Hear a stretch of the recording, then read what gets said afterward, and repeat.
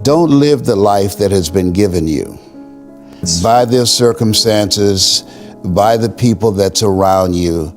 That Sidney Poitier wrote a book called The Measure of a Man. And he said, when you go for a walk with someone, something happens without being spoken. He said, either you adjust to their pace or they adjust to your pace. Whose pace have you adjusted to? And so there are things that we pick up and we think that they're our choices, but they're the choices that we've been programmed by life to do. When we leave our homes in the morning, we're bombarded with over 6,000 advertising hits through Facebook, through Twitter, through Instagram, through television, through our phones and through our communities, and through the computers. And so all of these things are impacting us every day. So if you don't have a program for your mind, then your mind is going to be programmed, and you'll find yourself doing things that you did not know, and that they affected you, that they, through marketing techniques and strategies, that they will create a thirst within you. I came up in an era that said if you built the best mousetrap, the world will be the path to your door. But if you know marketing, people will sleep outside your store to buy a telephone they've never touched or seen. But because of the marketing, they said, I got to have that. And when they get it, it's a smartphone, but they're a dummy because they don't know how to work it. To know yourself, you want to spend time reading. Reading is very important. One of the books I enjoy is by my mentor, Mike Williams. He saw this Les Brown before I saw him. I was a disc jockey at WVKO radio station in Columbus, Ohio. And he said, hey, Brownie. I said, yes. He said, you know why you go see Robert Schuller and Tony Robbins and Zig Ziglar? I said, because I like their message. He says, no. He said, that's who you are, man. You can do that. And he said, you know why Bert Charles gives you so much hell here?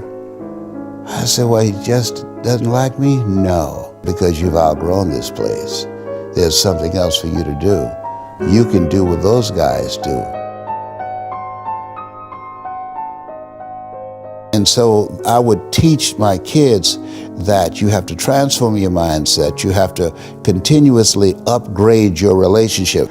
And so many people never achieve their goals because they have too many toxic, negative, energy draining people in their lives.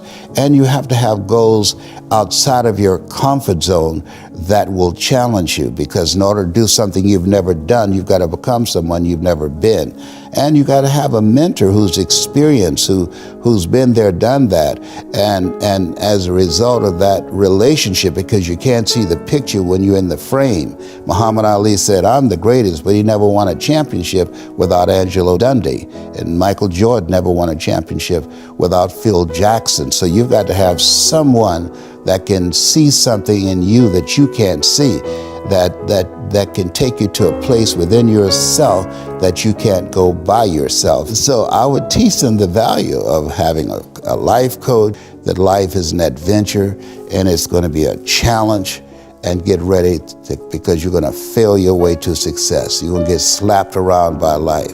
And don't spend time complaining about it and telling everybody 80% don't care and 20% glad it's you. The secret of the age is that you have the power to do more than you can ever begin to imagine. Don't underestimate yourself. You don't know enough about yourself to become a cynic. And so you've got to challenge yourself to access that power that you have within you. You're more than a conqueror. Changing your mind, but having a program to do maintenance work on your mind, because those negative thoughts will come back with a vengeance. Once you stop the ritual of whatever you're doing, that will hold those negative thoughts in check. Negative thoughts are like weeds. You can't kill weeds. You can hold them down for a minute, but once you stop doing the things to overpower those negative thoughts, because we've been taught to dislike ourselves, that if I say to you, Tom, you can't do this show, you just don't have what it takes. You have a face that only a mother could love, Tom. You can't do this. Then MIT did this study, and somebody else has to come along and say, Tom, don't pay any attention. You can do it, Tom. You can do this.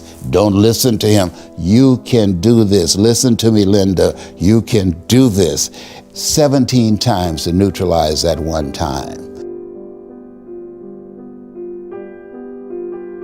It's focused on how to begin to get under those conscious thoughts and impact that subconscious mind to create an ongoing process of renewing how we see ourselves. Well, we've developed a program called 4 Steps to Greatness, and it's a cyclic process. One, self-awareness, where you constantly, every day when I get up, I read. I get up and there's a scripture I love, because all things work together for good for those who love God and for those who are called according to His purpose. And so I meditate on that, and I visualize myself doing some good stuff in the planet.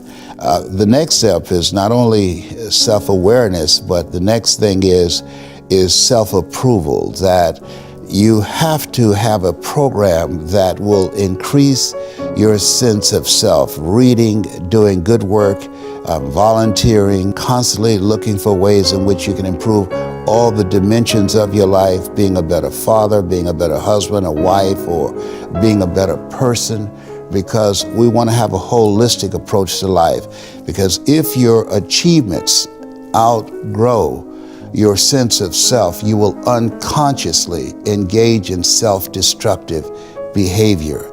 And we're witnessing that now on a national level.